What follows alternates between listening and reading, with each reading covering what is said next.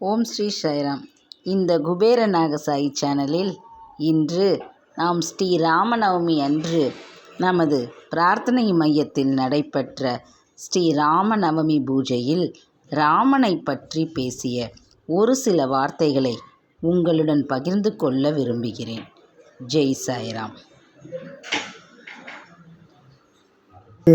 ராமன் என்பது நமது ஆத்மா, ராமன் என்பது ஆனந்தம், ராமன் என்பது நம் வாழ்வின் பெரிய ஒளி. ராமன் தன் மனைவியை காட்டிற்கு அனுப்பினான் என்று கூறுவதன் உண்மையான காரணம், ராமன் தர்மத்தின்படி அனுப்பவில்லை. ராஜனாக வாழ்ந்தவன் தர்மமே அவனால் மாறுகின்றான். தர்மமே ஸ்ரீராமனாக அவதரித்தது.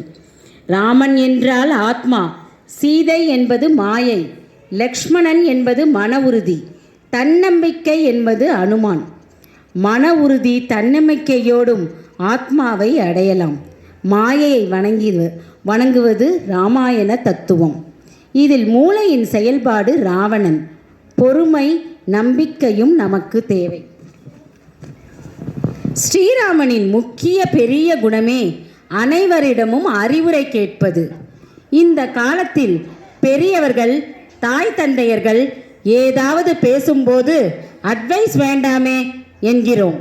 ஆனால் நமது ஸ்ரீராமன் சுக்ரீவனிடம், தாரகையிடம், ஆஞ்சநேயரிடம், அனைவரிடமும் எப்படி கைகூப்பி பணிவுடன் நான் இப்படி செய்யலாமா, எப்படி செய்யலாம் என்று தன்னை விட சிறியவர்களிடமும் அறிவுரை பணிவுடன் கேட்பாராம்.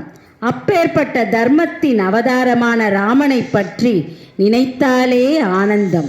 நீங்கள் ஸ்லோகம், சாஸ்திரம், சம்பிரதாயம் எதையும் கடைபிடிக்க முடியவில்லை என்றாலும் பரவாயில்லை.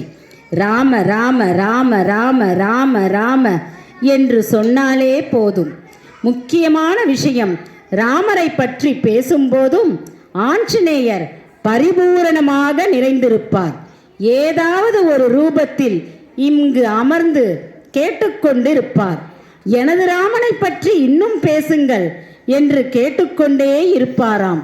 அப்பேற்பட்ட ஸ்ரீராமனின் பிறந்த தின பாபாவின் பிறந்த தினமான கொண்டாடப்பட்டு நிறைவாக முடிந்தது. ராம் ராம் ராம் ஸ்ரீராம்.